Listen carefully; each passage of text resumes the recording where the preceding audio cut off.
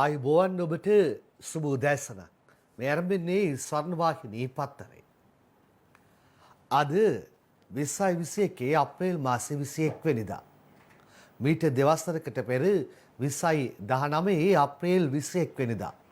ඒ අමිහිරි මතක දවස මතක් කරන්න වෙනවා අපෙන් වියෝවන් මතක් කිරීම සඳහා සිහිගැන්වීම වෙනුවෙන්ම අපට සිදුවුණු ඛේදවාචකයේ සිහිගැන්වීම වෙනුවෙන් අද පත්තරේ ගැන ප්‍රධාන පිටුවල වාර්තා අරන් එනවා. අපි ගමු මව්බිම් පත්තරේ සටහනක් පදපේලි කීපයක් එක් කර තිබෙනවා. පාස්කුරිදා ඛේදවාචකයට දෙවසරයි. ඒකත් එක්ක මෙන්න මෙහෙම ලියවෙනවා. වේදනාවේ නිම්නාදයෙන් අල්තාරයත් ඉක ගැසූ මතකයක්. ලෙයින් කඳුලින් දේව භූමිය තෙත් කෙරූ අන්ධකාර මතකයක්.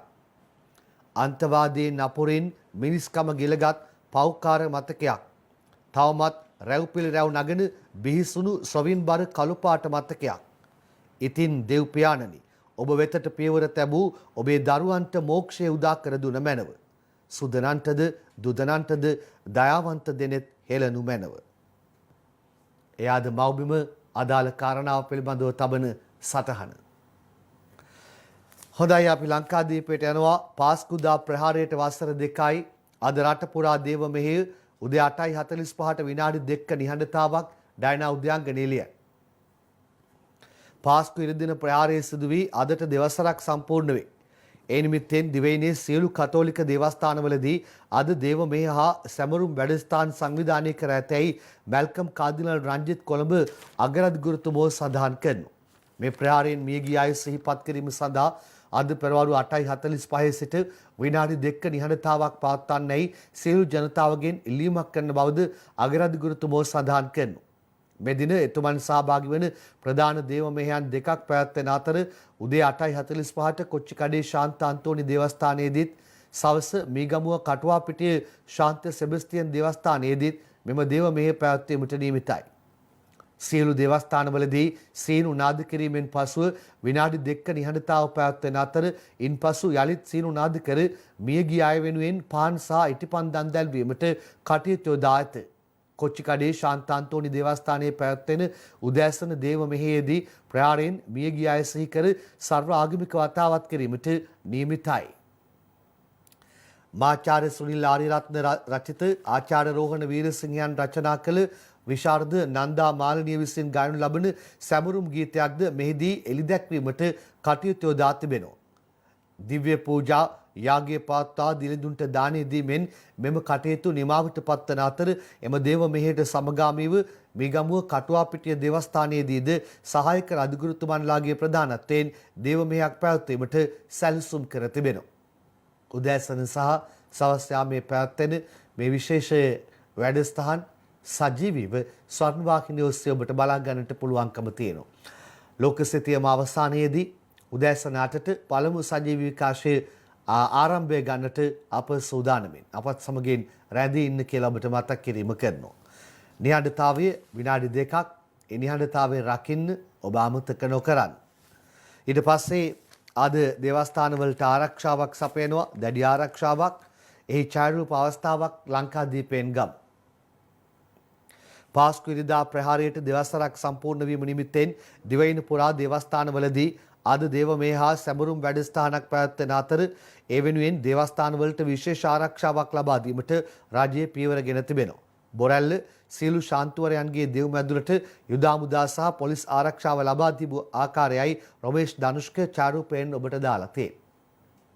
හොඳයි පාස්කු මතකයන් පිළිබඳව තවත් කතා කීපයක් පත්තර වාර්තා කරලා තියෙනවා. එතනට යන්නට පෙර ආතුව වසර 2කට පෙර ඒ අමිහිරි මතකේ අද අපාතරින් වියෝවන් සමරන දවසේ ඒ අමිහිරි කතන්දරේ මතකය නැවත අලුත් කරගමු. එදා 2019 වසරේ අප්‍රේල් 21 වෙනිදා පෙරවරු 8:45ට ආසන්න වෙමින් තිබුණා. ජේසුස් වහන්සේගේ උට්ටානය සිහිකරමින් යාඥා දේව මෙහෙයන්ට සහභාගී වීම සඳහා කිතුණු බැතිමතුන් එදින හිමිදිරියේම දේවස්ථාන කරා පැමිණ සිටියා. ඒ ආදරණීය මිනිසුන් දෙවියන් ඉදිරියේ වැඳ වැටි දෙවියන් යදින කල දෙවියන්ගේ නාමයෙන් දිවුරුම් දුන් තවත් ම්ලේච්ඡයින් පිරිසක් බිහිසුණු ත්‍රස්ත ප්‍රහාරයක් එල්ල කිරීමේ පිඹුරුපත් සකසමින් සිටියා.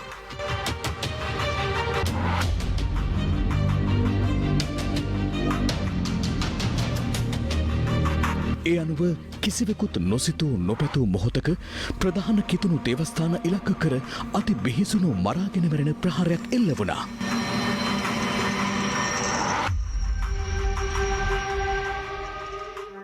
මිගමුව කටුවාපිටිය ශාන්ත සෙබස්තියන් දේවස්ථානය, කොච්චිකඩේ ශාන්ත අන්තෝනි දේවස්ථානය සහ මඩකලපුව සියෝන් දේවස්ථානයේ බැතිමතුන් ඒ අදම ප්‍රහාරකයන්ගේ ඉලක්කය වූ අතර බොහෝ දෙනෙක් දෙවියන් ඉදිරියේම මරු තුරුලට ගොස් සිටියා.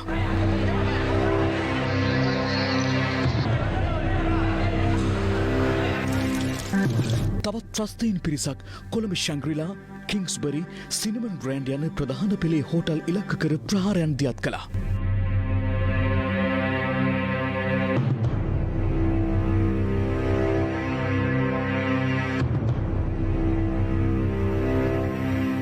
දේශීය මෙන්ම විදේශිකයන් බොහෝ පිරිසක් එම ප්‍රහාරයන්ගෙන්ද ජීවිතක්ෂයට පත් වුණා. මරාගෙන මැරෙන කුරිරු ත්‍රස්තවාදීන් 8 දෙනෙකු සිදු කළ මේ ප්‍රහාර මාලාවෙන් 270 දෙනෙකුට වැඩි පිරිසකට දිවි අහිමි වුණු අතර විදේශිකයන් 38 දෙනෙක්ද ඊට අයත් වුණා. තවත් 500 දෙනෙකු පමණ තුවාල ලැබුවා.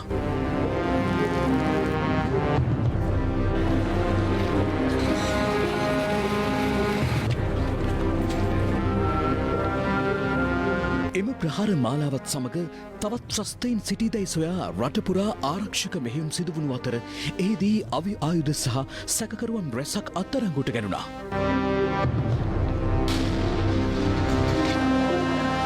දෙමටකුඩ මහල් නිවාස සංකීර්ණයක සිදු කළ එවන් වැටලීමක් අතරතුර තවත් පිපිරීමක් සිදු වූ අතර ඉන් පොලිස් නිලධාරීන් 30 දෙනෙකු ජීවිතක්ෂයට පත් වුණා.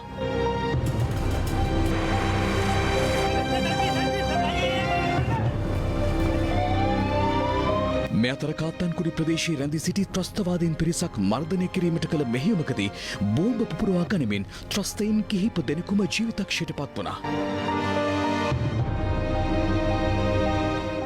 මුළු මහත් දේශයේම කම්පා වූ මුළු මහත් ලෝකයේම අවධානයට යොමු වූ මේ පාස්කු ඉරිදා ප්‍රහාර මාලාව විමර්ශනය කර අනාවරණය වන තොරතුරු අනුව අවශ්‍ය ක්‍රියාමාර්ග නිර්දේශ කිරීම සඳහා හිටපු ජනාධිපති මෛත්‍රීපාල සිරිසේන මහතා විසින් 2019 වසරේ සැප්තැම්බර් මාස 22 වෙනිදා පංච පුද්ගල ජනාධිපති කොමිසමක් පත් කරනු ලැබුවා. හිටපු ජනාධීපතිවරයා මෙන්ම හිටපු අග්‍රාමාත්‍ය රනිල් වික්‍රමසිංහ මහතා ඇතුළු දේශපාලන අධිකාරියට සම්බන්ධ අයවලුන් මෙන්ම ආරක්ෂක අංශයන්ට සම්බන්ධ පිරිස්ද එම කොමිසම හමුවට කැඳවනු ලැබුවා. වත්මන් ජනාධීපති ගෝඨාභය රාජපක්ෂ මහතා එම කොමිසමේ කාලය දීර්ඝ කර එහි කටයුතු පුළුල්ව කරගෙන යාමට ඉඩ ලබා දුන්නා.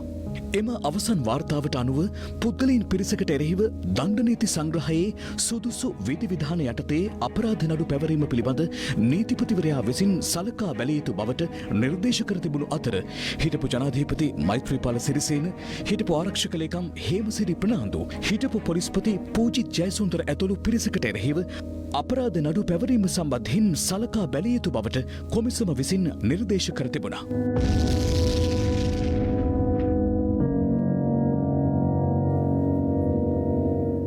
දෙවස්සරක පාස්කු කඳුලයි අපි මතකයට නගමින් ඉන්නේ. පාස්කු ඉරිදින ප්‍රහාරකයන්ට නුදුරේදීම අධිචෝදනා ගොනු කරනවා රෝෂන් තුෂාරලියන්.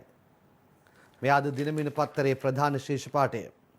2019 අප්‍රේල් 21 පාස්කු ඉරිදින ප්‍රහාර 8ක් එල්ල කළ ජාතික තව්හීද් ජමාත් සංවිධානයේ ආධාරකරුවන්ට එරෙහිව නුදුරේදීම අධිචෝදනා ගොනු කරන බව නීතිපතිවරයා ඊයේ සඳහන් කිරීමක් කරනවා. බෝම්බ ප්‍රහාර 8ට සම්බන්ධ ආධිචෝදනා පත්‍ර 8ක් සහ 2019 අප්‍රේල් 16 වෙනි දින කාත්තන්ගුඩු ප්‍රදේශයේ පිපිරීමට අදාළ ආධිචෝදනා පත්‍රයත් වනාත්විල්ලුව පුපුරන ද්‍රව්‍ය ගබඩාවක් පවත්වාගෙන යාම සම්බන්ධයෙන් අධිචෝදනා පත්‍රයක්ද ඇතුළුව පාස්කු ප්‍රහාරයට සම්බන්ධ සියලු චෝදිතයන්ට අධිචෝදනා ගොනු කිරීමට සියලු කටයුතු සම්පාදනය කර ඇති බව නීතිපතිවරයාගේ සම්බන්ධීකාරක නිශාරා ජයරත්න කරපු සඳහන් කිරීමයි අද දිනමින පත්තරය දාලා තියෙන්නේ. ඒ අතරේ පාස්කු දින ත්‍රස්ත ප්‍රහාරයේ වින්දිතයන්ට වන්දි ඉල්ලා නඩු 80ක් රෝෂන් තුෂාර එළිය. පාස්කු දින ත්‍රස්ත ප්‍රහාරයේ වින්දිතයන් සහ එම පවුල්වල සමාජිකයන්ට සිදු වූ අගතියට සහ අලාභයට වන්දි ඉල්ලා නඩු 80කට අධික ප්‍රමාණයක් කොළඹ දිසා අධිකරණයේ හමුවේ මේ වන විට පවරා තිබෙනවා. පාස්කුගේ රජයේ හිටපු ජනාධිපති හිටපු අගමැති හිටපු පොලිස්පති ඇතුළු නිලධාරීන් සහ පාස්කු ප්‍රහාරයට සම්බන්ධයයි සැලකෙන ඉබ්‍රාහිම් පවුලේ සමාජිකයන්ට එරෙහිව මෙම නඩු ගොනු කර තිබෙනවා. ශැග්‍රිලා හෝටලයේදී බෝම්බ ප්‍රහාරයට ලක්ව තුවාල ලැබූ නීතිඥ මෝදි තේකනායක ඊයේ වන්දි නඩු 3ක් දිසා අධිකරණයේ ගොනු කළ අතර එක් නඩුවක විත්තිකරුවන් ලෙස හිටපු ජනපති හිටපු අගමැති හිටපු පොලිස්පති ඇතුළු 6 දිනෙකු නම් කර තිබෙනවා. එම පුද්ගලයන්ගෙන් කෝටි 50ක වන්දියක්ද ඉබ්‍රාහිම් පවුලෙන් කෝටි 40ක වන්දියක්ද ශැග්‍රිලා හෝටලයේ ප්‍රහාරයට එරෙහිව වන්දි ඉල්ලා මෙම නඩු පවරා තිබෙනවා කියලා දාලා තියෙනවා. පාස්කු දින ත්‍රස්ත ප්‍රහාරයේ වින්දිතයන්ට වන්දි ඉල්ලා නඩු 80ක් කියලා කියන්නේ. ඒකම අද මව්බිම් පත්තරේ අනුර කුමාරගේ කතාවක් දාලා තියෙනවා. පාස්කු ප්‍රහාරයේ මහා මොලකරුවන් තවම නිදැල්ල කියලායි ඔහු කියන්නේ. අනුරාධා හේරත් වාර්තාව අරන් එන්නේ. පාස්කු ප්‍රහාරයේ සිදුව අදට වසර 2ක් ගත වුවත් තවමත් එහි මහා මොලකරුවන් නිදැල්ලේ පසුවන බව ජයිප නායක කොළඹ දිස්ත්‍රික් පාර්ලිමේන්තු මන්ත්‍රී අනුර කුමාර දිසානායක මව්බිමට කියනවා. මේ මහා මොලකරුවන් සැඟවීමට යම් අදෘශ්‍යමාන හස්තයක් ක්‍රියාත්මක වන්නේ දැයි සැකයක් පවතින බවද ඔහු වැඩිදුරටත් සඳහන් කිරීමක් කරනවා. පහුගිය දවසක ප්‍රකාශයකට පත් වුණා මෙන්න මහා මොලකරුවන් කියලා දෙන්නෙක්ගේ නම් දාලා තිබුණා. ඊට පස්සේ ඒ පිළිබඳව ඇතැම් පාර්ශවයන් වල විවේචන එල්ල වෙන්න ගත්තා. ඒ අතරේ දැන් අනුර කුමාර කියන්නේ පාස්කු ප්‍රහාරයේ මහා මොලකරුවන් තවම නිදැල්ලේ කියලා.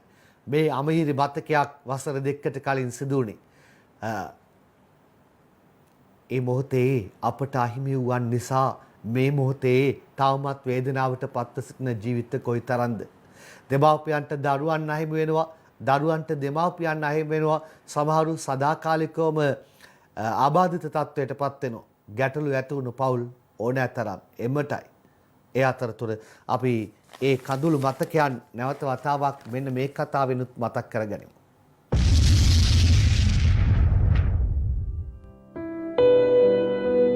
කටුවාපිටිය ශාන්ත සෙබස්තියන් දේවස්ථානය පාස්කු ඉරිදා එල්ල වූ මරාගෙන මැරෙන බෝම්බ ප්‍රහාරයේ ඉලක්කයක් වූ තවත් දේවස්ථානයක්.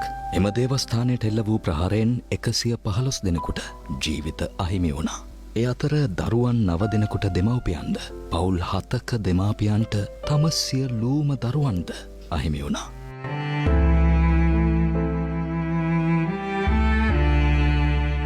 කටුවපිටිය දේවස්ථානයට එල්ල වුණ මරාගෙන මැරෙන බෝම්බ ප්‍රහාරයෙන් මියගිය 44 දෙනෙකුගේ සිරුරු මේ ස්ථානයේ මිහිදන් කරලා තියෙනවා. ඒ අතර මාස 8ක් වයස ඇති පුංචි බිරිඳෙකුගේ සිරුරකුත් මේ ස්ථානයේ මිහිදන් කරලා තියෙනවා. තවත් බොහෝ පිරිසක් මේ ප්‍රහාරයේ වින්දිතයින් බවට පත්ව සිටිනවා. පාස්කු ඉරිදා එල්ල වුණ ප්‍රහාරයෙන් බොහෝ පිරිසක් පීඩාවට පත් වුණා. ඒ අතරින් බොහෝ පිරිසක් තවමත් ඉන්නේ රෝදපුටුවල එහෙමත් නැත්තං ඇඳන්වල. මේ කටුවාපිටිය දේවස්ථානයට එල්ල වුණ පාස්කු ප්‍රහාරයෙන් තුවාල ලබපු තිලිනා අද ගත කරන ජීවිතය. ඇගේ ජීවිතය අද රෝදපුටුවට එහෙමත් නැත්තං ඇඳට සීමා වෙලා තියෙනවා.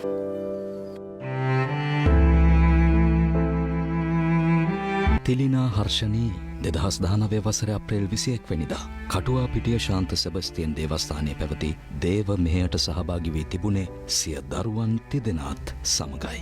දේව මෙහෙය අතරතුර නොසිතූ මොහොතක පුපුරා ගිය මරාගෙන මැරෙන බෝම්බෙන් එහිදී ඇය දරුණු ලෙස තුවාල ලැබුවා.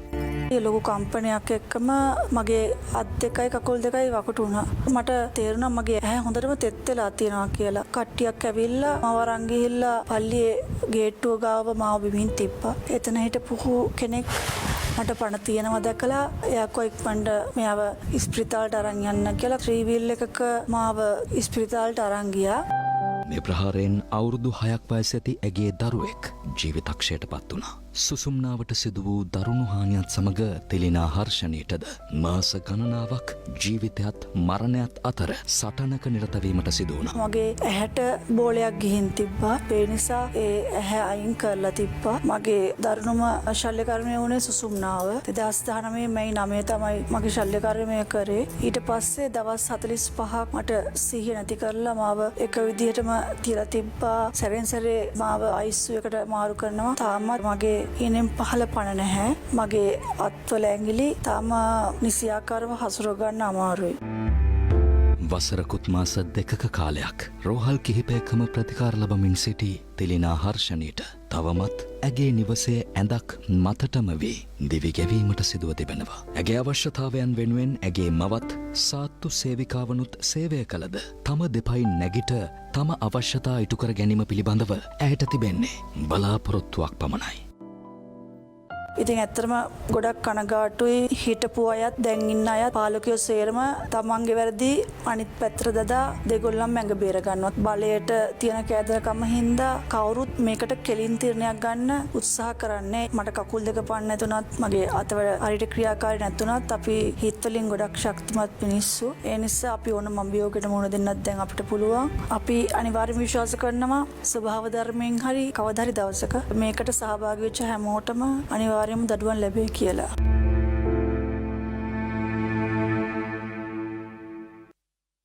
එවැනි මතකයන් අමීරව වේදනාවත් සමගින් කොයිතරම්නම් තවදුරටත් නැගෙනවාද? එයයි මේ මොහොතේ අප මතකයට ගත යුතු වන්නේ. ඒ නිසාමයි ඔවුන්ට සාධාරණ ඉටු කර යුතු වන්නේ. ඒ නිසාමයි වැරදිකරුවන් නිශ්චිත ලෙස හඳුනාගෙන ඔවුන්ට නිශ්චිත දඬුවමකට යා යුතුව පවතින්නේ. ඒ අතරේ මේ පාස්කු ප්‍රහාරය එකවර සිදුවක් නෙවෙයි. බුද්ධ තොරතුරු වාර්තා කරලා තිබුණා මෙවන් ප්‍රහාරයක් සිදුවෙන බවට. එය හරියට වගකීම් සාගතව ගණනකට ගත්තා නම් ආදී වළක්වා ගන්නට තිබුණා. ඊට කලින් අපි දන්නවා මාවනැල්ලේ බුදු පිළිම සිද්ධිය, වනාත විල්ලුවේ පුපුරන ද්‍රව්‍ය මේ වගේ කතා ගණනාවකින් මේ පිළිබඳ පෙරනිමිති පහල කර තිබුණා. ඒ වයේදී ක්‍රියාත්මක වුණාද හරියට. අද ලංකාදීප පත්තරේ ප්‍රධාන ශීර්ෂ පාඨයේ මාවනැල්ල බුදු පිළිම කැඩීම නඩු විභාගයට ත්‍රිපුද්ගල විශේෂ මහාධිකරණයක් මනෝප්‍රිය ගුණසේකර ලියන. මාවනැල්ල බුදු පිළිම කැඩීමේ සිද්ධියේ විත්තිකරුවන්ට එරෙහි නඩුව විභාග කිරීම සඳහා ත්‍රිපුද්ගල මහාධිකරණ විනිසුරු මඩුල්ල පත් කරන ලෙස නීතිපතිවරයා අගවිනිසුරු ජයන්ත ජයසූරියගෙන් ඊයේ ඉල්ලීමක් කළා තියෙනවා. ජාතීන් හා ආගම් අතර අසමගියක් ඇති කරලිය හැකි මෙම සිද්ධිය ජාතික වැදගත්කමකින් යුක්ත බව අවධාරණය කරන නීතිපති දප්පුල දෙලිවේරා එවැනි සිද්ධියක විත්තිකරුවන්ට එරෙහි නඩුව ත්‍රිපුද්ගල මහාධිකරණ මිනිස්සු මඩුල්ලක් හමුවේ විභාගයට ගන්නා ලෙස නීතිපතිවරයාගෙන් ඉල්ලීමක් කර ඇතැයි නීතිපතිවරයාගේ සම්බන්ධීකරණ නිලධාරණිය සඳහන් කරනවා. මේ වගේ සිද්ධියක් වුණම ජාතීන් අතර අසමගියක් ඇති වෙන්න පුළුවන්. සංවිධානාත්මක මේක කරන්න පුළුවන්. උස්සි ගන්නවන්න මේක කරන්න පුළුවන්. එහෙම හිතලා මොනතරම් ඉක්මනින් ක්‍රියාත්මක වෙන්න ඕනේදනේ. එහෙම වුණාද? අවුරුදු දෙකකට කලින් මතකේ අද දිවයින පත්තරය දානවා බුදු පිළිම කැඩුවට නවපව මවුලව ඇතුළු 16කට නඩු. ඒ.ජේ. අබේනායක සහ මාවනැල්ලේ ජයන්තයි වාර්තාව අරන් එන්නේ. මාවනැල්ල ප්‍රදේශයේ පිහිටි බුද්ධ ප්‍රතිමා 5කට අලාභානි කිරීම සහ කඩාබින් දැමීමේ සිද්ධිය සම්බන්ධයෙන් ත්‍රස්තවාදයේ වැළැක්වීමේ පනත යටතේ නවපව මවුලව ඇතුළු විත්තිකරුවන් 16 දිනකට එරෙහිව නීතිපතිවරයා ඊයේ කෑගල්ල මහාධිකරණයේ යමුවේ අධිචෝදනා ගොනු කර නඩු පවරනු ලැබුවා. පාස්කු ප්‍රහාරය අප්‍රේල් 21 අදට වසර 2යි. අද දේවස්ථාන දෙකදී විශේෂ දේව මෙහෙයන් දෙකක් පැවැත්වෙනවා. සියලු දේවස්ථානවල දේව මෙහෙයන් පැවැත්වෙද්දී අපි විශේෂ ස්ථාන දෙකක් ගැන අද කතා කළා. ඉන් එකට අපි යනවා. සජිත් රණසිංහ එහි රැඳී සිටිනවා. ආයිබෝවන් සුබෝදෑසනක් සජිත් අපිට කියන්න ඔබ රැඳී සිටින්නේ කොහෙද? ඒ වගේම ඔතන සූදානම. ආයිබෝවන් රංගන මේ මොහොතේදී අප රැඳී සිටින්නේ කොච්චිකඩේ ශාන්ත අන්තෝනි දේවස්ථානයේ ඉදිරිපිටයි. අද 2021 අප්‍රේල් මාසේ 21 වෙනිදා හරියටම අදට වසර දෙකකට පෙර මේ අද අලුයම හිරි උදා වූ වාසයේම එදත් හිරි උදා වුණා. හැබැයි ඔබත් මමත් මේ වෙලාවේ අපත් සමගින් රැඳී සිටින කිසිවෙකුත් නොසිතූ දෙයකට තමයි අපට එදා මුහුණ දෙන්නට සිදු වුණේ. දෙවියන් වහන්සේ විසින් මෙලොවට එවන ලද උන්වහන්සේගේ පුත්‍රයාණන් වහන්සේ මරණයෙන් උත්ථානය වූ දිනේදී උන්වහන්සේ සිහිපත් කරමින් දෙවියන් යදිමින් සිටි මිනිසුන් ඉලක්ක කරගෙන අපේ රටේ ප්‍රධාන දේවස්ථාන තුනක් අප මේ මොහොතේදී රැඳී සිටින මේ කොච්චිකඩේ දේවස්ථානය, එවැගේම කටුවාපිටිය දේවස්ථානය, මෙහරුණු විට මඩකලපුව සියොන් දේවස්ථානය සහ අපේ රටේ ප්‍රධාන පෙළේ හෝටල් කිහිපයක් ඉලක්ක කරගනිමින් මෙලෙච්ච ප්‍රහාරයක් ක්‍රියාත්මක වුණා. හදවත් ඇති මිනිසුන්ගේ හදවත් කම්පා කරන්නට ඒ ප්‍රහාරයට හැකියාවක් ලැබුණා. හැබැයි ඔවුන්ගේ අපේ තිබෙන වෙනස තමයි මේ හදවත් ඇති මිනිසුන් කිතුණු බෞද්ධ හින්දු මේ සියල්ලන්ගේම හදවත් එකම තැනකට එමින් ඒ ප්‍රහාරයෙන් ජීවිත හිමිවුණු එවැගේම පීඩාවට පත් වුණු අපේ ආදරණීය කිතුණු ජනතාවගේ සහ අපේ බැඳීම ශක්තිමත් කළා හැරෙන්නට මොනම ආකාරයකින්වත් ඒ ප්‍රහාරයට හැකියාවක් ලැබුණේ නැහැ අපේ බැඳීම් බිඳ දමන්නට. ඉතින් එදා වගේම අදත් වසර දෙකක් ගත වුණත් අපේම ආදරණීයයන් අපේම රටේ කිතුණු ජනතාව අපේම සහෘද කිතුණු ජනතාව අපේ ඒ ජීවිත අහිමිවන් වගේම පවුල් 300කට වැඩි ප්‍රමාණයක් පීඩාවට පත් වුණා. ඒ හැම කෙනෙක්ම අදත් තනි නොකරමින් ඒ සමිඳුන් වෙත ගිය අපේ මිනිසුන් වෙනුවෙන් අපි අදත් සූදානම්ින් සිටිනවා. ඔවුන් වෙනුවෙන් විශේෂ දේව මෙහෙයක් මේ කොච්චිකඩේ දේවස්ථානයේ වගේම අද දවසේදී රට පුරාම දේවස්ථානවලදී සිදු කරන්නට. ඒ වගේම මතක් කරන්න ඕනේ උදෑසන 8:45 සිට හරියටම විනාඩි 2ක කාලයක් ඒ අපේම ආදරණීයන් සිහිපත් කරන්නට අද මුළු රටේම අපි සූදානම්ින් සිටිනවා. අගරාදුගුරු අතිඋතුම් මැල්කම් කාලිරංජිත් හිමිපාණන් මීට දින 2කට පෙර මාධ්‍යමය අදහස් දක්වමින් සඳහන් කරේ මේ අවස්ථාවට සියලුම ආගමික නායකයන්ටත් එක්වන්න කියා. ඒ අනුව අපේ රටේ දේවස්ථාන, පල්ලි, පන්සල් මේ හැම තැනකදීම විනාඩි 2ක කාලයක් තුලදී හරියට 8:45 සිට අපේම ආදරණීය කිතුණු ජනතාව සිහිපත් කරන්නට අපි සූදානම්ින් ඉන්නවා. ඉතින් විශේෂයෙන්ම සඳහන් කරන්න ඕන රංගන මේ වෙලාවේ පත්තරේ සමගින් ස්වර්ණවාහිනිය හරහා එකතු වෙන අපේ ප්‍රේක්ෂක සහෘද හැම කෙනෙක්ම අපේ කිතුණු ජනතාවත් සමග එක්වන බව රැඳී සිටින බව අපි හොඳින්ම දන්නවා.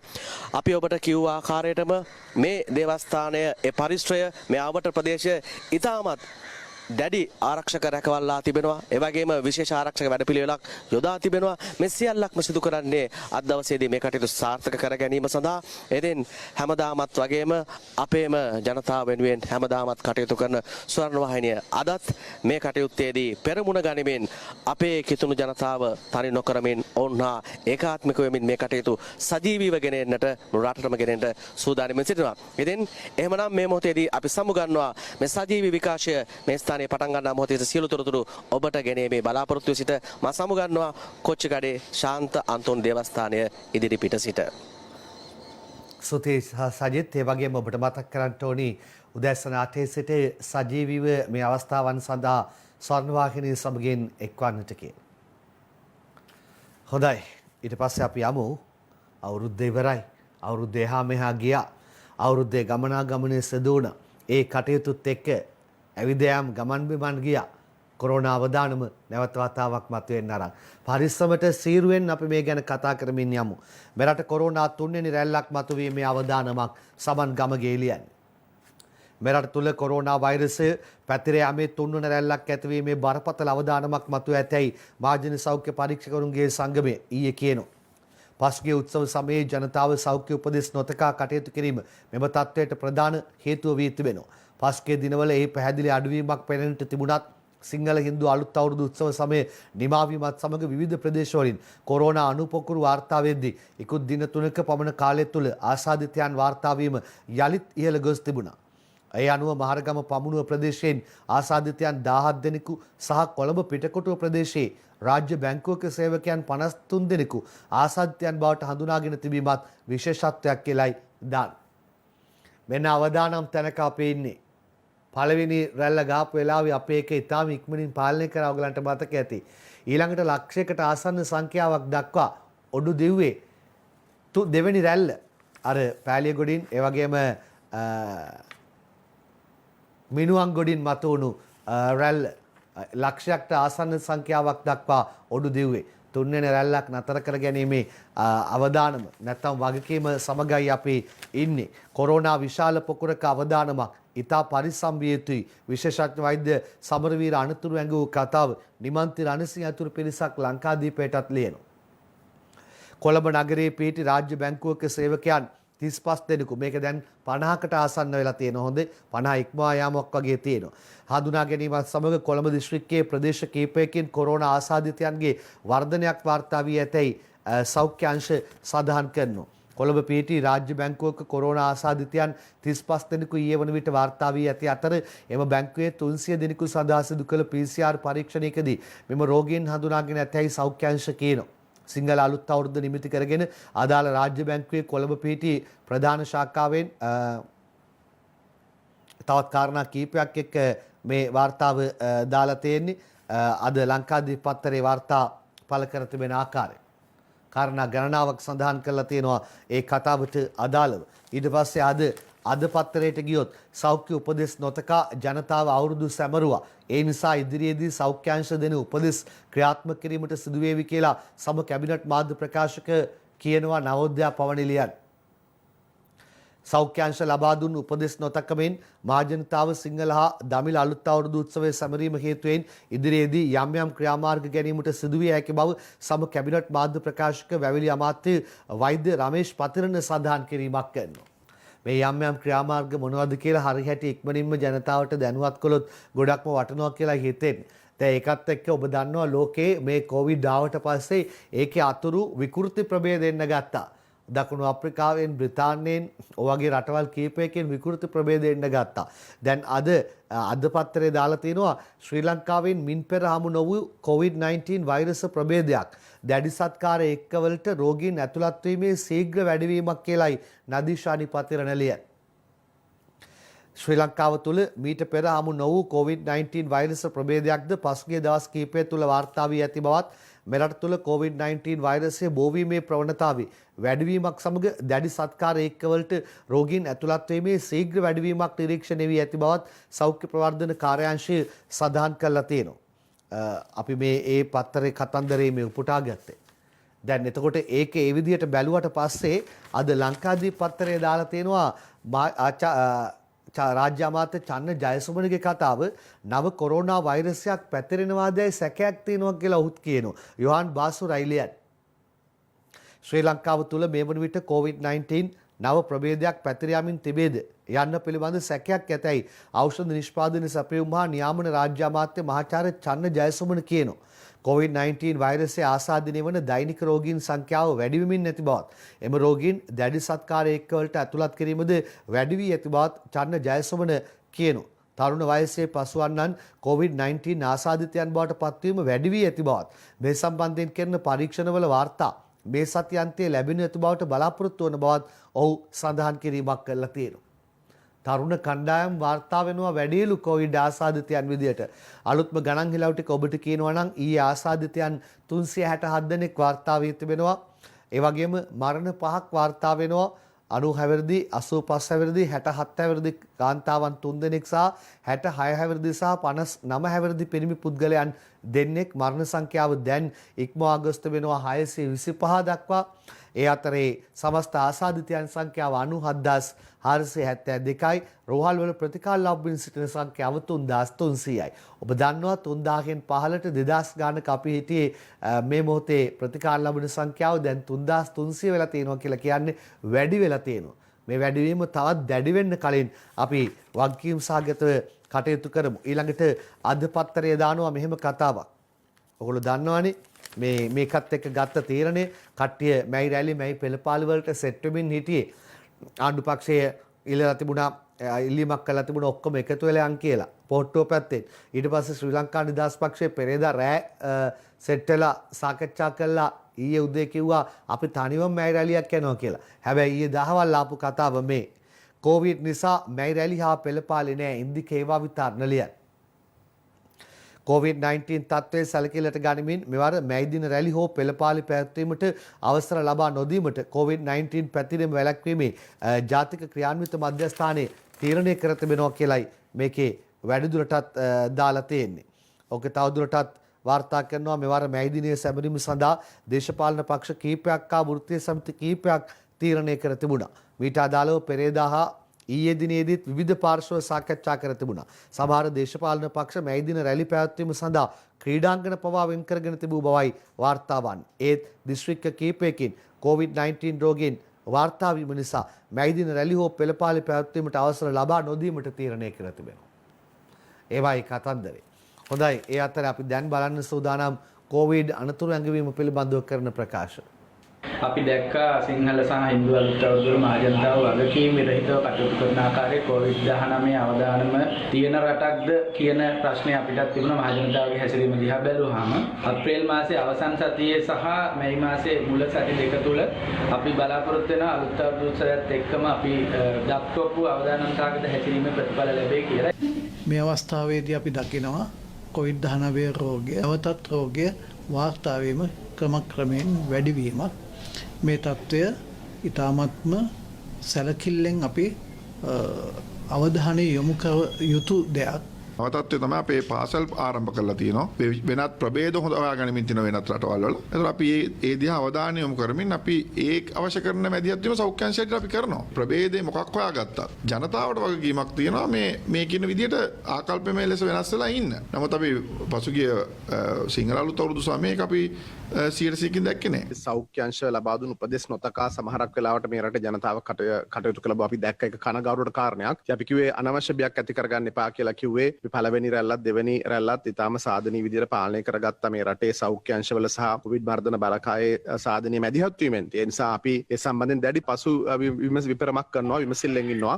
අපි විශ්වාස කරනවා නැවත වතාවක් එවැනි තත්ත්වයක් මතුවුණොත් අවශ්‍ය පරිදි සෞඛ්‍ය අංශවල උපදෙස් පරිදි නැවත විශේෂිත කාරණා කරන්න අවශ්‍ය නම් අපි ඒක කරන්නත් ලැහැස්ති වෙලා ඉන්නවා. නමුත් ඒ සම්බන්ධයෙන් නිශ්චිත තීන්දුව ගැනීම සඳහා තාම වේලාසන වැඩි.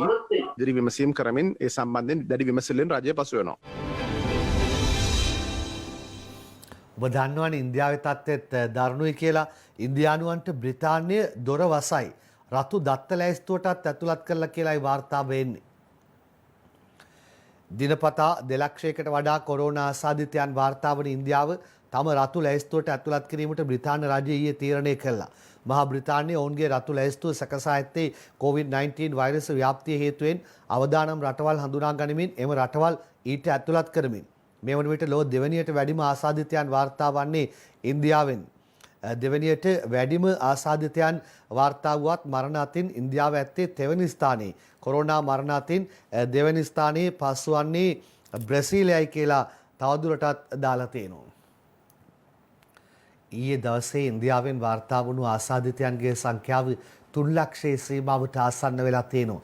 2,94,000 ඉක්මවා ඊයේ දවසේ ඉන්දියාවෙන් ආසාදිතයන් වාර්තා වෙලා තිබෙනවා කියලායි දැනගන්න ලැබෙන්නේ. කොහොම ගානක්ද? එන්නතේ මාත්‍රා දෙකම දෙන්න. ඔහොම එහෙම කියද්දි කොයි තරම් ගානක් වාර්තා වෙනවද ඉන්දියාවෙන්? දැන් ඒ හින්දා ඒගොල්ලෝ මෙහෙම තීරණයකුත් තරම්. ඉන්දියාවේ 18ට වැඩි සැමට එන්නත්.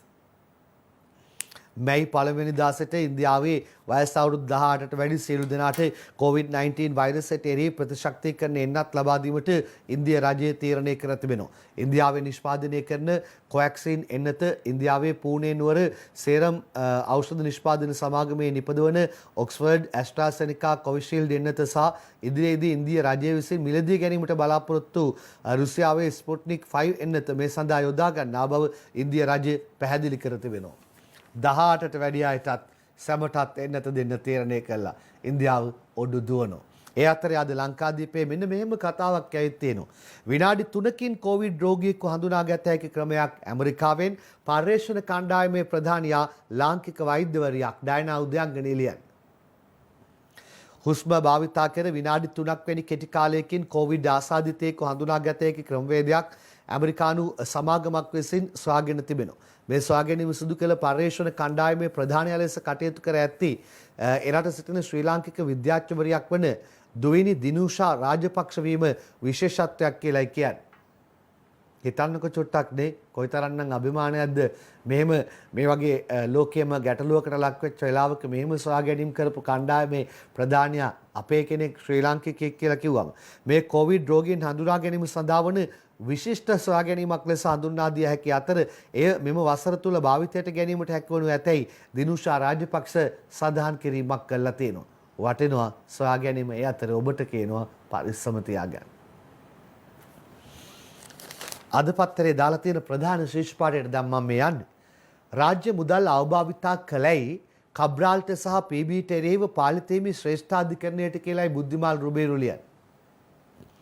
රාජ්‍ය මුදල් අවභාවිතා කළේ කියන මුදල් රාජ්‍ය අමාත්‍ය අජිත් නිවාඩ් කබ්‍රාල් සහ ජනාධිපති ලේකම් ආචාර්ය පී.බී. ජයසුන්දරට එරෙහිව නීතිමය පියවර ගැනීමට පොලිස්පතිවරයාට හා නීතිපතිවරයාට නියම කරන්න ඉල්ලමින් නාලන්දා රාමාධිපති පූජ්‍ය තේනියාවල පාලිත හිමියෝ ඊයේ ශ්‍රේෂ්ඨාධිකරණයට මූලික අයිතිවාසිකම් පෙත්සමක් ගොනු කළා කියලායි කියන්නේ.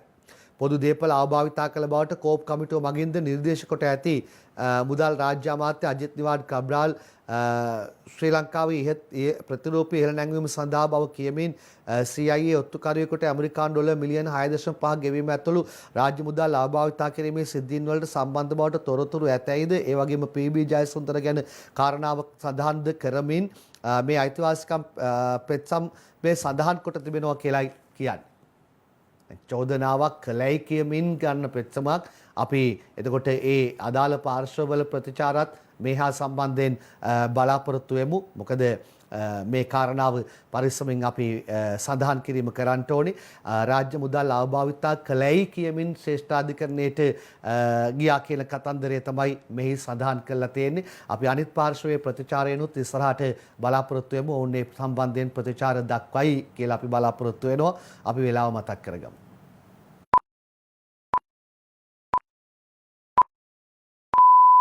රුපියල් 286කට මාසෙටම අන්ලිමිටඩ්. මේවා කොන්දේසි නැතුව දෙන්නේ එයාටෙල් විතරයි. ඊළඟට අද පත්තරේ දානවා ශුද්ධ මූල්‍ය ණය උගුලට හසු අයගෙන් රජයට අත්සන් දසලක්ෂයක පෙත්සමක් එච්.අයි. තුෂාර ලියන. ශුද්ධ මූල්‍ය ණය උගුලට හසු වී සිටින සියලු දෙනාට සාධාරණයක් ඉටු කරන ලෙස ඉල්ලා අත්සන් දසලක්ෂයේ පෙත්සමක් රජයට බාර දීමට කටයුතු කරන බව නිදහස උදෙසා කාන්තා ව්‍යාපාරයේ සඳහන් කිරීමක් කරනවා. ශුද්ධ මූල්‍ය ණය උගුල. ඔහොමයි ඒ සම්බන්ධයෙන් කාරණා මේ දවස්වල කියවෙන්නේ. ඊළඟට අද ලංකාදීප පත්තරේ තියෙන කතාවකට අපි යනවා. රුපියල බාල්දු වෙලා 204ට ගිහිල්ලා එක පාට හිතා ගන්න බැරි විදිහට 191 දක්වා ඇවිල්ලා ශක්තිමත් වුණා. හැබැයි ආයෙත් වර්ධනය වූ රුපියල යලි පහළට ඩොලරය 195යි. ඇමරිකා එක්සත් ජනපද ඩොලරයට සාපේක්ෂව යම් වර්ධනයක් පෙන්눔 කළ ශ්‍රී ලංකා රුපියලයේ අගය ඊයේ නැවත වරක් පහළ ගියා. ඉකුත් සතියේ ඇමරිකානු ඩොලරයට සාපේක්ෂව 204 සීමාව ඉක්මවා පහළ ගිය ශ්‍රී ලංකා රුපියල සදුදා සැලකිය යුතු වර්ධනයක් පෙන්눔 කළා. කෙසේ නමුත් ඇමරිකානු ඩොලරයට සාපේක්ෂව ශ්‍රී ලංකා රුපියල ඊයේ 195 සීමාව ඉක්මවා පහළ ගියා කියලාත් දාලා තියෙනවා. නේ මන්දා රුපියල ඔයා පොඩ්ඩක් ශක්තිමත් වුණා විතරයි ආයෙත් බාල්දු වෙන්න යනවා. ලැජ්ජ නැද්ද? අන්තර්ජාලය ඔස්සේ අසත්‍ය පතුරවන්නන්ට එරෙහිව නව නීති කියලා බුද්ධිකා ඉඹුලාන සිතාරා සේනානි එක්කලියන. අන්තර්ජාලය ඔස්සේ අසත්‍ය සහ නොමග යවන සුළු පුවත් හා ප්‍රකාශ වලින් ජනතාව ආරක්ෂා කිරීම සඳහා නව නීති පැනවීමට කැබිනට් අනුමැතිය හිමි වී තිබෙනවලු. අධිකරණ අමාත්‍ය ජනාධිපති නීතිඥ අලි සබ්රි ජනමාධ්‍ය අමාත්‍ය කේලිය රඹුකැල්ල මේකාබද්ධ යෝජනාව ඉදිරිපත් කර තිබෙනවා කියලයි වැඩිදුරටත් කියන්නේ. අන්තර්ජාලය කොච්චර කතාබහට ලක්වන දෙයක්ද? එතකොට අන්තර්ජාලය ඔස්සේ අසත්‍ය පතුරවන්නන්ට එරෙහිව නව නීති කියලයි ආණ්ඩු පාර්ශ්වයෙන් මේ විදිහට සඳහන් කිරීමක් කළා තියෙනවා. හොඳයි, විරාමයක් කරන් අපි නැවත හමු වෙමු.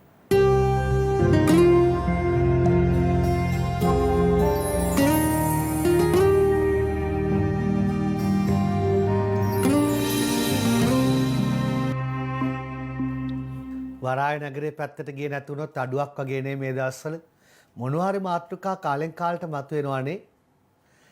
වරාය නගරය ගැන රනිල්ගෙන් විශේෂ ප්‍රකාශයක් ශිරෝමි අබේසිංහ ලියන. කොළඹ වරාය නගර ව්‍යාපෘතිය සම්බන්ධයෙන් එක්සත් ජාතික පක්ෂ නායක හිටපු අග්‍රාමාත්‍ය රනිල් වික්‍රමසිංහ මේ ඉරිදා විශේෂ ප්‍රකාශයක් කිරීමට නියමිතයි. යාපාන රාජ්‍ය බලයට පත්වන විට සින්නක්කරව චීනයට පවරා තිබූ වරාය නගරය 99 අවුරුදු බද්දක් බවට පරිවර්තනය කිරීමට යාපාන රජයගත් පියවර පිළිබඳවද රනිල් වික්‍රමසිංහ එෙහිදී හෙළිදරව් කිරීමට නියමිතව ඇත. ඉරිද වෙනකන් ඉන්න එපැයි රනිල්ගේ හෙළිදරව් අහන්න. නැත්තම් මේ විශේෂ ප්‍රකාශය අහන්න.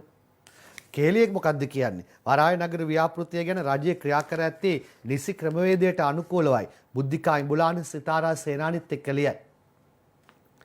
කොළඹ වරාය නගර ආර්ථික කලාප විශේෂ කොමිසම් සභා පනත් කෙටුම්පත පිළිබඳ ශ්‍රේෂ්ඨාධිකරණය දෙන විනිශ්චය සම්බන්ධයෙන් රජයේ ක්‍රියා කරන ආකාරය ඉදිරියේදී සියලු දෙනාට දැක් ගැනීමට හැකිවනු ඇතැයි ජනමාධ්‍ය අමාත්‍ය හා සම කැබිනට් ප්‍රකාශක ආචාර්ය කේලිය රඹුක්කැල්ල සඳහන් කිරීමක් කළා තියෙනවා.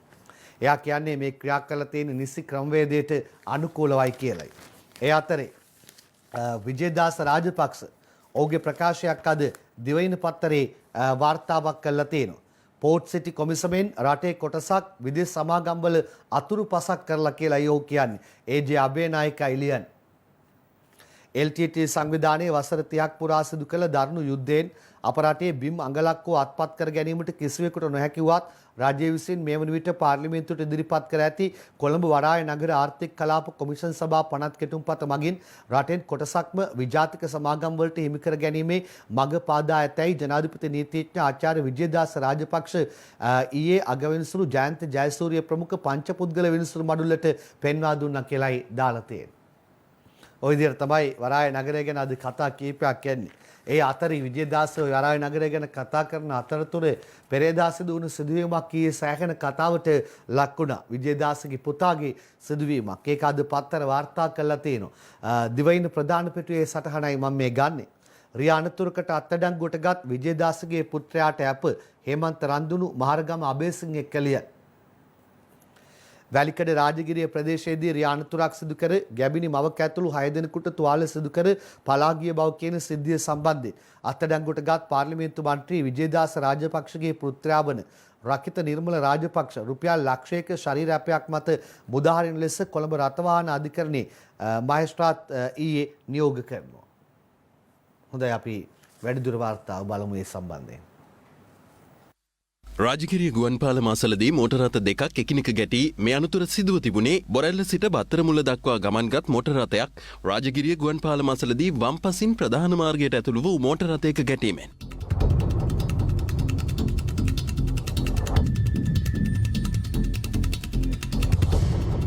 සිද්ධිය සම්බන්ධයෙන් පාර්ලිමේන්තු මන්ත්‍රී විජේදාස රාජපක්ෂ මහතාගේ පුත් රකිත රාජපක්ෂ අත්අඩංගුවට ගැනීමට වැලිකඩ පොලිසිය පියවර ගත්තා. ඒ මන්ත්‍රී පුත් ගමන්ගත් ජීප් රථයේ ගැටුණු මෝටර රථයේ සිටි පුද්ගලින් සිව් දෙනෙකුට තුවාල සිදු කිරීමේ චෝදනාව මතයි.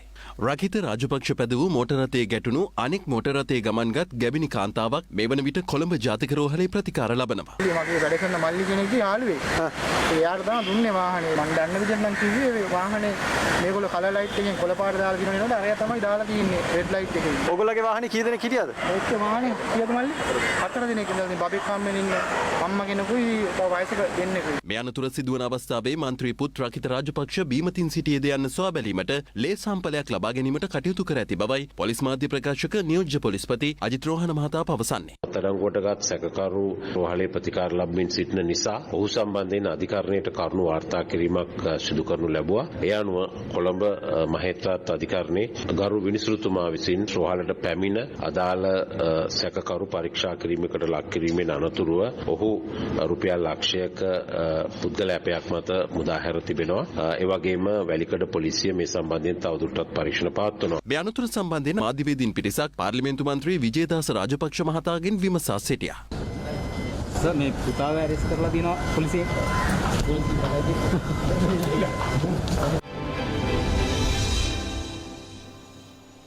හොඳයි අපි වෙනත් කතාවකට යමු. රංජන් රාමනායකට ජනපති සභාව හිමි වෙයිද?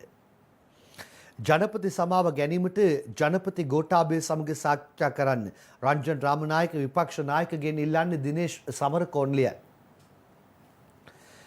සිරගත කර සිටින තමන්ට ජනාධිපති සමාව ලබා ගැනීම සඳහා ජනාධිපති ගෝඨාභය රාජපක්ෂ සමග සාකච්ඡා කරන ලෙස රංජන් රාමනායක සමග ජනබලවේගයේ නායක විපක්ෂ නායක සජිත් ප්‍රේමදාසගෙන් ඉල්ලීමක් කර ඇති බවත් ඒ අනුව එම ඉල්ලීම ඉටු කර කිරීම විපක්ෂ නායකවරයාගේ වගකීම බවත් සමගි ජනබලවේගයේ පාර්ලිමේන්තු මන්ත්‍රී ජේ.සී. අලවත්වල සඳහන් කරලා තියෙනවා.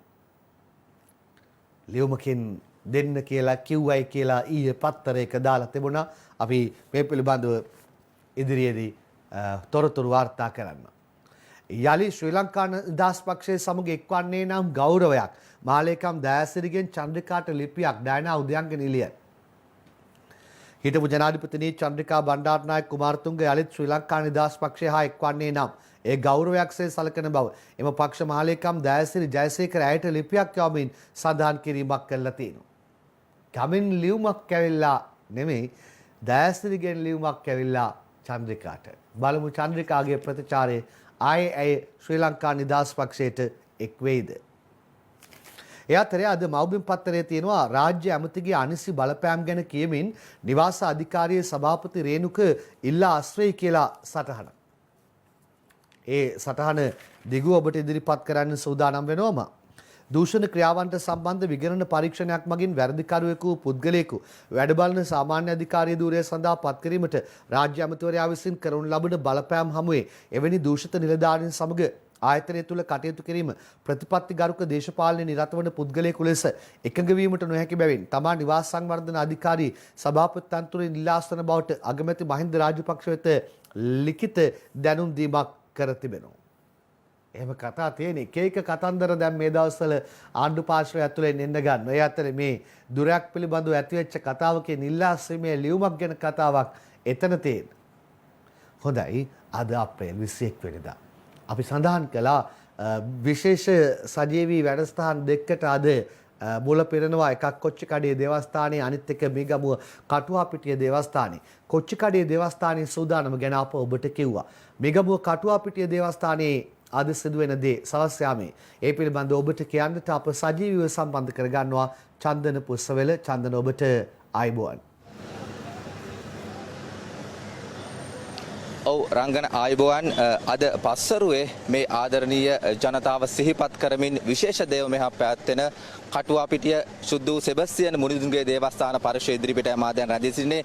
ඉතින් රංගන මගේ රටේ ජනතාව විශාල පිරිසක් මීට වසර දෙකකට පෙර අද වැනි දිනක මගේ රටේ ජනතාව අහිමි වුණා. ඉතින් ඒ ජනතාව සිහිපත් කරමින් තමයි අද මේ විදිහට සියලුම දේවස්ථානවල ඒ ජනතාව වෙනුවෙන් ඒ ආගමනුකූලව ඒ වතාවත් සිද්ධ වෙන. ඉතින් ස්වර්ණ වාහිනිය අපි මේ විදිහට ඒ පෑරුණු සිත් යලි පාරන්න නෙවෙයි උත්සාහ කරන්නේ. අපි ඒ මියගේ ජනතාව සිහිපත් කළ යුතුයි. අපි ප්‍රාර්ථනා කළ යුතුයි යලිත් කිසිදා මෙවැනි වූ දේවල් මගේ රට තුළ සිදු නොවේවා යන්න. ඉතින් රංගන මේ කටුවාපිටිය ශාන්ත සෙබස්තියන් මුනිදුන්ගේ දේවස්ථානය සම්බන්ධයෙන් ඔබ සඳහන් කළා. අද පස්වරුවේ විශේෂ දේව මෙහෙයක් මේ පරිශ්‍රයේදී පැවැත්වෙනවා. අතිඋතුම් රංජිත් කාදිනල් හිමිපාණන් වහන්සේගේ ප්‍රධානත්වයෙන් තමයි මේ කටයුත්ත සිද්ධ වෙන්නේ. අද වැනි දිනක මේ දේවස්ථානයට පැමිණි ජනතාව තමන්ගේ ආගමික වතාවත්වල යෙදමින් සිටියදී ඒ වගේම ඒ දේව මෙහෙයේ නිරතව සිටියදී නොසිතූ විදිහට ඒ අන්තවාදීන්ගේ ප්‍රහාරයකට ලක් වුණා.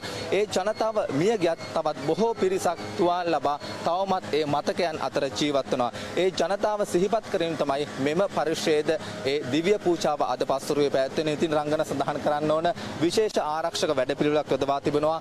ජේසුස් ක්‍රිස්තුස් සමිදානන්ගේ උත්තාන මංගලයේ සැමරීම වෙනුවෙන් තමයි එදා අද වැනි දවසක ඒ ජනතාව මේ දේවස්ථාන පරිශ්‍රයට ආවේ. ඉතින් ඒ ජනතාව හිතුවේ නැහැ මේ ආගමික අන්තවාදීන්ගේ ප්‍රහාරයකට ලක් වේවායි කියලා. ඔවුන් ඒ දෙයක් දැනගෙන සිටියේ නැහැ. ආගමික අන්තවාදීන්ගේ වටිනාකම කුමක්ද කියලා තවමත් කිසිවෙකු දන්නේ නැහැ. ඉතින් නිදහස් නිවහල් දේශක ජීවත් වන අප සමගියෙන් සාමයෙන් ජීවත් වන මොහොතක එවැනි ප්‍රහාරයක් එල්ල වුණා. යලිත් එවැනි ප්‍රහාර සිදු නොවේවා යන්න තමයි අපේ ප්‍රාර්ථනාව. ඉතින් අද පස්වරුවේ මේ සුවිශේෂී දිව්‍ය පූජාව පැවැත්වෙන්නේ අතිඋතුම් රංජිත් කාදිනල් හිමිපාණන් වහන්සේගේ ප්‍රධානත්වයෙන්. ඒ සඳහා දිවයින පුරාම රදගුරුතුමන්ලා මේ පරිශ්‍රයට පැමිණෙනවා. ස්වර්ණවාහිනිය ඒ කටයුත්තත් සජීවී ලෙසින් විසුරුවා හැරීමට සියල්ල සූදානම්. අද උදෑසන සිට කොච්චිකඩේ දේවස්ථාන පරිශ්‍රයේ පැවැත්වෙන ඒ කටයුතු ඒ ආකාරයෙන්ම සජීවී ලෙසින් විසුරුවා හරිනවා. උදෑසන 8:45 සිට විනාඩි 2ක නිහඬියාවත් මේ දේවස්ථාන පරිශ්‍රයේදී සිදු කරනවා. මලවුන්ගේ සීදුව ඒ ආකාරයෙන්ම දේවස්ථාන පරිශ්‍රයේදී නාද කරනවා. ඒ වගේම තමයි ඉටි පහන් දැල්වා ඒ කටයුත්තත් මේ කටුවාපිටිය ශාන්ත සෙබස්තියන් මුනිදුන්ගේ දේවස්ථානයේදී පැවැත්වෙනවා. ඉතින් මේ වන විටත් මේ ආදරණීයන් සිහිපත් කිරීම සඳහා මේ කටුවාපිටිය අවට ජනතාව පැමිණෙන ආකාරය තමයි පෙනියන්නේ. ඉතින් රංගන බොහොම ස්තුතියි අවස්ථාව ලබා දුන්නට. අපි යලිත් සම්බන්ධ වෙමු. මෙවන් වූ විපත් යලි නොවේවා කියා තමයි ස්වර්ණ වාහිනිය අපි ප්‍රාර්ථනා කරන්නේ. බොහොම ස්තුතියි රංගන අවස්ථාව ලබා දුන්නට. බොහොම ස්තුතියි චන්දන. අපි මතක් කරනවා ඔබට උදෑසන සහ සවස් යාමේ සජීවී කාර්යයන් සමගින් ස්වර්ණ වාහිනිය එක්ක එකතු වෙන්නට කියලා. හොඳයි. විපක්ෂ නායක සජිත්ගේ කතාවක් මේ. ඉස්සර නායකයෝ වගේ මාව ප්‍රාණ අපකාරයක් කරන්න බෑ වෙන්නෙත් නෑ විපක්ෂ නායක සජිත් කියන්නේ. ඉස්සර නායකයන් වගේ මම කාගේවත් ප්‍රාණ අපකාරයක් වෙන්නේ නෑ කරන්නත් බෑයයි විපක්ෂ නායක සජිත් ප්‍රේමදාස කියනවා. කිසිවෙකු නොසිතන බලවේග සමග සමගි ජන බලවේගයේ ආණ්ඩු විරෝධී අරගලයකට නායකත්වය දෙනවායයි විපක්ෂ නායකවරයා සඳහන් කිරීම කරනවා. ඒ අතරේ ඊයේ ජනාධිපතිවරයා ඇමතු සමළුව පිළිබඳවයි සංසදය පිළිබඳවයි කතාව. ශ්‍රී ලංකාව ආයෝජනයේ ගමනාන්තයක් කරගන්න ජනපති අදාළ සංසදයේ රටවල් වලින් ඉල්ලුවා. ඒ කතා පුවත අපි වාර්තා කරනවා අද මව්බිම් පත්තරෙන්. ශ්‍රී ලංකාව ආයෝජනය සඳහා ගමනාන්තයක් කරගන්නයි ජනාධිපතිවරයා අදාළ සංසදයේ සමාජික රටවලින් ඉල්ලීමක් කරා. රටේ ආර්ථිකය ශක්තිමත් කරන අපනයන අරමුණු කරගත් ආයෝජන අවස්ථා පුළුල් කිරීම රාජ්‍ය ආරමුණයි. ඒ ආශ්‍රිත ආයෝජන අවස්ථාවන්ට සිය රටවල ආයෝජකයන් ධෛර්යවත් කරන ලෙස ජනාධිපතිවරයා රාජ්‍ය නායකයන්ගෙන් ඉල්ලා සිටිනවා. හොඳයි, අපි ජනාධිපතිවරයාගේ එම කතා බහ පිළිබඳවයි ඔබට වාර්තා කිරීම කළේ. ඊළඟ සටහන් වලට අපි වැඩි විස්තරය සඳහා දැන් අවධානය යොමු කරමු. වෙනස් වන ලෝකයක් ගෝලීය පාලනය සහ සේදමාවත ප්‍රවේශය දියුණු කිරීමට අත්වැල් බැඳගමු යන්න තේමාව කරගත් බොආවෝ සමුළුව චීනයේ හයිනෑන්හි බොආවෝ නගරයේ ආරම්භ වූයේ පසුගිය 18 වනදායි. රටවල් 29ක් සමාජිකත්වයේ දරන බොආවෝ සංසදයේ මූලස්ථානය වන්නේ චීනයයි. නවසීලන්තයේ මොංගෝලියාව, බෘුනායි, සිංගප්පූරුව, වියට්නාමය, බංග්ලාදේශය, කාම්බෝජියාව ඇතුළු රටවල් 15ක රාජ්‍ය නායකයෝ වීඩියෝ තාක්ෂණය ඔස්සේ සමුළුව ඇමතුවා. වීඩියෝ තාක්ෂණය ඔස්සේ එම සමුළුව ඇමතු ජනාධිපතිතුමන් සඳහන් කර සිටියේ ශ්‍රී ලංකාව ආයෝජනය සඳහා ගමනාන්තයක් කරගන්නා ලෙසයි. සහන රැසක් සහිත බදු ව්‍යුහයක් සහ වෙනත් දිරිගැන්වීම් ඇතුළුව විදේශ ඍජු ආයෝජන සඳහා ආකර්ශනීය ප්‍රතිපත්තියක් රට තුළ සකස් කරමින් පවතින බවද ජනාධිපතිතුමන් පෙන්වා දුන්නා. අදාළ ඉලක්ක සපුරා ගැනීමට රජය හවුල්කරුවන්ගේ දායකත්වය අපේක්ෂා කරනවා. එමගින් ඉදිරි වසර කිහිපයේදී මෙරට ආර්ථිකය සැලකිය යුතු ලෙස ඉහළ නැංවීම රජයේ අරමුණ බවද ජනාධිපතිතුමන් සඳහන් කළා. මහජන චීන සමූහ ආණ්ඩුව බොආවෝ සංසදය මගින් සිදු කරන කාර්යභාරය මෙහිදී ඇගීමට ලක් කළ ජනාධිපතිතුමන් ශතවර්ෂ ගණනාවක ප්‍රෞಢ ඉතිහාසය තුළ ශ්‍රී ලංකාව හා චීනය අතර ඇති අන්‍යෝන්‍ය ගෞරවය සහ විශ්වාසය මත පදනම් වූ ශක්තිමත් ක්‍රමෝපායික හවුල්කාරීත්වය සිහිපත් කළා. මෙහිදී වැඩිදුරටත් අදහස් දැක්වූ ජනාධිපතිතුමන් සඳහන් කළේ අසල්වැසි රටවල් සහ සියලු මිත්‍ර රටවල් සමග සහයෝගීතාවය වර්ධනය කර ගැනීමේ විදේශ ප්‍රතිපත්තියක් පවත්වාගෙන යන බවයි. එය සමානාත්මතාව හා නොබැදි කොන්දේසි මත පදනම්ව සැකසී ඇති අතර මේ මූලධර්මය සිය සංවර්ධන ප්‍රතිපත්ති රාමුව වන සෞභාග්‍යයේ දැක්ම තුළ අන්තර්ගතව ඇති බවද ජනාධිපතිවරයා මෙහිදී පෙන්වා දුන්නා. In vital areas of Sri Lanka's well-being. හොඳයි, ඊළඟට අපි තවත් කතාවකට එන්න හදන්නේ ගෑස් මිල දරාගත්තේ නොහැකි වුණොත් මිල වැඩි කිරීම ගැන කතා බහ කරනවා. සවනි ශේෂාදි ලියන්නේ කාගේ ෆොටෝ එකක්ද දාලා තියෙන්නේ බලන්න. එයා තමයිලු කියලා තියෙන්නේ.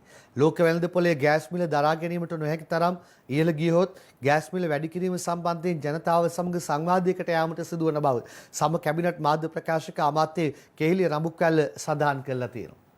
හරි, ප්‍රශ්නයක් නැහැ. මේ කියන විදිහට ජනතාවත් සමගයි සංවාදයක නිරත වෙන්න හදන්නේ. අහයි ඔබෙන් ගෑස් මිල වැඩි කරන්න දෙන්න තියෙන උත්තරේ. සංවාදය ඔබත් එක්ක කරලා තමයි තීරණය ගන්න හදන්නේ. එතකොට ඔක්කොම එකම උත්තරයක් දුන්නම වැඩේ අවසන්. ඒ අතරේ අඩු කළ අත්‍යවශ්‍ය භාණ්ඩ මිල තවත් මාස 3ක් ඉදිරියට කියලා සඳුනි ගමාරච්චි ලියලා තියෙනවා. අද පත්තරේ තියෙන මව්බිමේ විනිමය ගිවිසුම් වලට එළඹෙමින් මාස 3ක කාලයක් සඳහා ක්‍රියාත්මක කරනු ලැබූ අත්‍යවශ්‍ය භාණ්ඩ වර්ග 27ක මිල ස්ථායීකරණ වැඩපිළිවෙල නැවතත් මැයි මාසයට ඉදිරි මාස 3 සඳහා ක්‍රියාත්මක කිරීමට නියමිතව ඇතැයි වෙළඳ ඇමති ආචාර්ය බන්දුලු ගුණවර්ධන සඳහන් කරනවා. හරි, දැන් එතකොට ඒකත් තියෙනවා. මාස 3කට තියෙන හොඳයි ඒ තීන්දුව ගත්ත එක. ඊළඟට අර ගෑස් මිල වැඩි කිරීමත් ජනතාවත් එක්ක සංවාදයකට යන්න. එතනදී එපයි කියලා කිව්වම එතනනුත් අවසන්.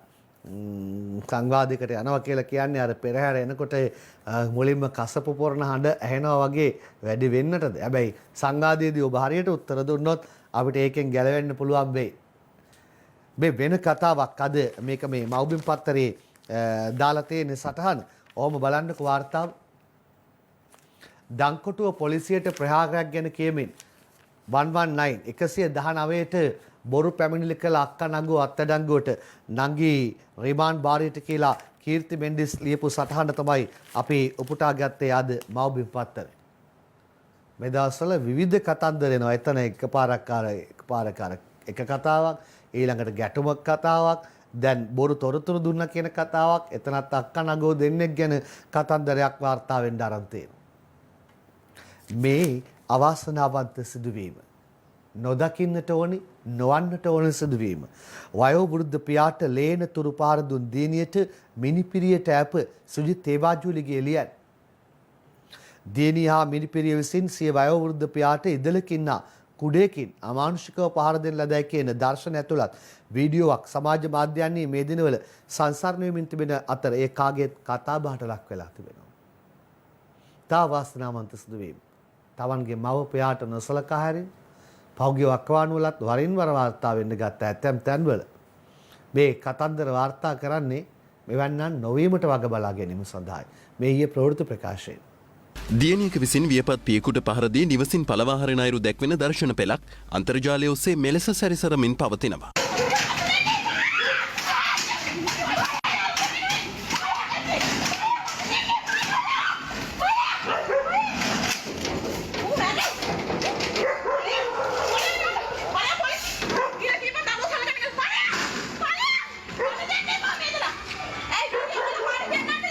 නාරායන්පිට ප්‍රදේශයේදී මේ පහරදීම සිදුව ඇති අතර සිද්ධියට සම්බන්ධ පුද්ගලයාගේ දියණිය සහ මිනිබිරිය පොලිස් අත්අඩංගුවට ගෙන තිබෙනවා.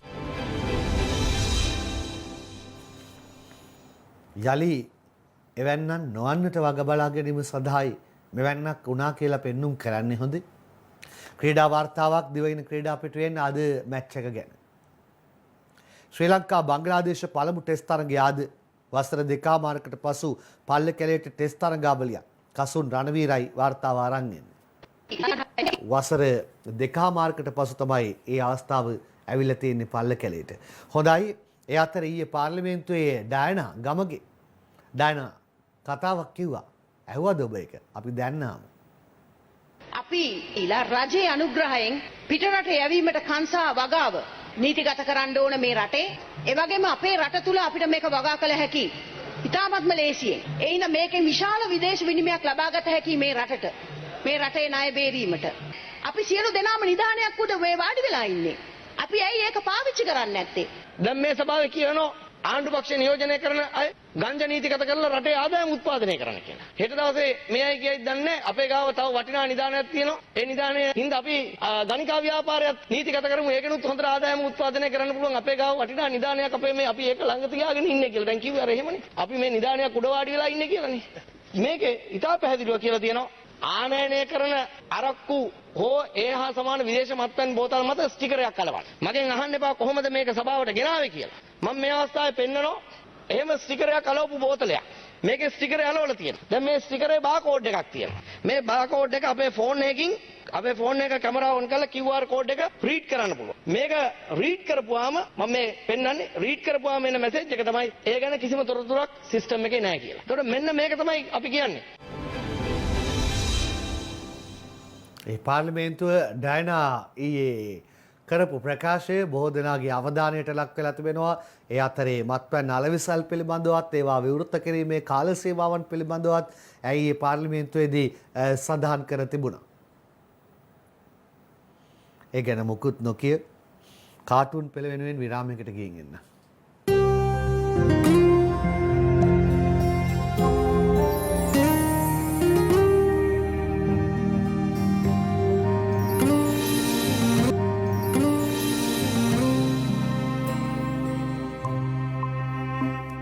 කවියකින් පටන්ගෙන කවියකින් අවසන් කරමු කාටුන් පෙළ. ආරම්භයේ තලන්ගේ අනේද කියන්නේ කවිය. එන්නත මුලින්දී තෙමසක් ගතවිනිය නිහඬේ දෙවෙනි එක ගැන සුව බල ඇනිය. දුක්කනු කිමද මේකත් එන්නත වැනිය මහැදුරු තුමනි අපි දෙමු ධම්මික පැණිය. වරක එනේවා ඊට පස්සේ වරක යනකොට ඊළඟට දැන් කොහෙදවත් නැහැ. ලංකාදීපේ පංකජ රවින්දගේ සරදම් මැයි රැලි මේ පාර නැතිලු තිබ්බත් කම්කරුවන්ගේ රැලිද තියෙන්නේ. මැයි රැලි තිබ්බත් ඒවා කම්කරුවන්ගේ රැලිද නේද? ලංකාදීපේ තලංගම ජයසිංහගේ පලාමල්ල කිරුලේ කතාව. ජනපති කිරුල දාගෙන ඉන්නවා. සජිත් පිටිපස්සෙන් ඇවිල්ලා ඒකට අත තියෙන ගමන් හිතනවා ඔළුව තුවාල නොකර කිරුල ගන්න එක තමයි වැඩේ. ඔළුව සීරුණානේ අර කිරුලක් ඉඳලා. ඒක මතක් වෙන්න ගත්තා මේක දැක්කම. දිනමිනි අංජන ඉන්ද්‍රජිත්ගේ කාටූන් එක. රනිල්ව පාර්ලිමේන්තුව පැත්තට එක්කන් යන්නේ කවුද? අන්න අලියා හෙන්ඩුවත් අරගෙන ඒකෙන් ඇනෑන පාර්ලිමේන්තුව පැත්තට එක්කන් යනවා. අකමැත්තෙන් යන්නේ මෙල්ල වෙලා යන්නේ අත් දෙකම ඔසවන. බලෙන් පාර්ලිමේන්තුව යනවා වෙන්න ඇතිනේ. ලංකාදීපේ දාසාපුවාලානගේ ස්වාරිස් මෙන්න. උදේ ගම්මන්පිල කියනවා ස්වාරිස්ට අපි ආණ්ඩු පක්ෂ නායක රැස්වීම මගහැරිය බං. නැගෙනහිර වෙනුවට බටහිර දෙනකොටත් අපි ඕක දැක්කා කියලායි ස්වාරිස් කියන්නේ. එතකොටත් ඕක දැක්කා කියලායි කියන්නේ. සුජීවගේ විගඩම් කවිය ලංකාදීපයෙන් දැන්.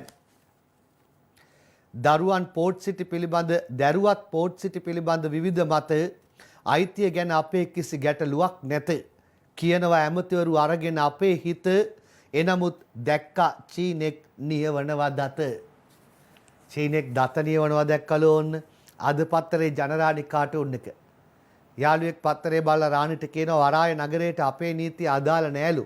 හැබැයි පොලිසියට යත හැකිලු. රාණි කියනවා ඉතින් අවුලක් නෑනේ. ඇයි රාණි? අපේ ගම්වල වගේ පොලිසිය නඩු නැතිවම ගොඩින්ම අපරාධ ඉවර කරලා දායිනි කියලායි රාණි කියන්නේ. ලංකාදීපේ දාසගේ කාටුන් එක දැන් බඩුමිල ගැනයි කතා කරමින් හිටියේ. එක පාට පෝට් සිටි කතාව ආවා. එක පාට මැද්දට පැන්නේ කේලිය රෙදි පොට්ටනිය හොදන්න. කවුද ඒකෙන් සැනසුම් සුසුමක් කෙලන්නේ? බන්දුල. ඇයි බඩුමිල ගැන කතාව ටිකක් යට ගියානේ. කොහමද ඒක? ඒ අතර තලන්ගේ ඒතුමා කාටුන් එක මේ බන්දුල වගේ හාදෙක් ඇවිල්ලා ඒතුමාගේ ගෙදරට කියනවා අවුරුදු 7 සතස ආදායම කෝටි 275යි මචං. කොහමද මගේ වැඩ? ඒතුමා කියනවා වියදමත් ඒ වගේම ඇති නේද? ඔය 1000 බඩුමල්ල නොමිලෙම දුන්න නම් ආදායම කෝටි 1000 පන්නන්න තිබුණා නේද මචං කියලා යහන්නේ.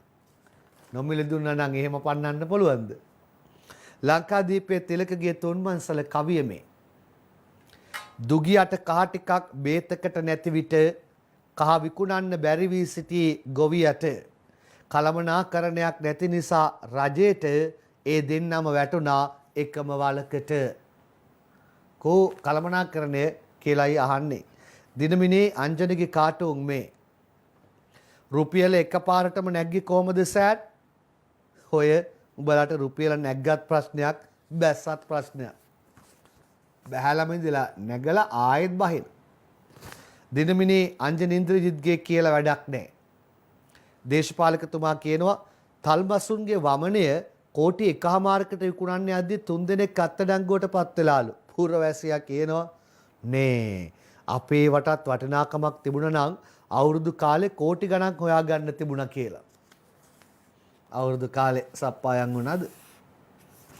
මව්බිමේ MD වීරරත්න කාටුන් එක මෙන්න. කාන්තාව දෙන්නෙක් වැඩට යන ගමන් මොනවා ඔයාලට තාමත් නොනගතේ දැන් හිස තෙල් ගාලත් ඉවරයිනේ. ඔව් ආයේ පඩි හම්බ වෙනකන් නොනගතේ. ඔබටත් නොනගතේද ආයෙත් පඩි හම්බ වෙනකන්? මේ දිනමිනේ දිල්රුගේ සීපද කවිය. දුක්බර පාස්කුව ලේ කඳුලින් ලියා දුක නිම නොවි දවසක් ගත වෙලා ගියා. අපරාධයට ලෝදාමේ නොමැත දයා දෙවියන් හෝ දේවි දඬුවම් වර්ධ සොයා. දෙවියන් හරි දඬුවම් දෙයිලු. විදුර අබේනායකගේ දවසේ පද 4 කවිය මේ. 2019 බක්මහා 21 දා පුදසුන මත රුහිරු බිඳු විසිරී ගියදා අද වූ විපත වී දෙවසර සපිරනදා වැදගත් දවස වෙයි යුක්තිය ඉටුවනදා. වැදගත්ම දවස වෙන්නේ යුක්තිය ඉටුවනදායි. මේ තිස්ස හේවාවිස්සගේ හිනාවැස්ස. අනේ දෙවියනේ මට වුණු වියෝයා නෑ හිත මිතුරු පාස්කුවෙන් ගියෝයා මාර සෙනග මැද මං තනි වුණෝයා යුක්තිය දුන් කෙනෙක් මගේ නෑසියෝයා. සුසාන භූමියට වෙලා තිස්සංකල් කියන්නේ යුක්තිය දෙන්න. යුක්තිය දුන්න කෙනෙක් තමයි මගේ නෑසියන් වෙන්නේ කියලා. යුක්තිය නොලැබුණොත් මොකද වෙන්නේ? ඕකයි තත්ත්වේ අනුරාධගේ කවිය අවසානයේට. පිරුණත් දෙවසරක් පාස්කු ප්‍රහාරයට චූදිතයන් හෙළවී නැත සමාජයට ඉටු නොවුනොතින් යුක්තිය නිසි වෙලාවට කළු පැල්ලමක් එක්වෙනු ඇත අතීතෙට.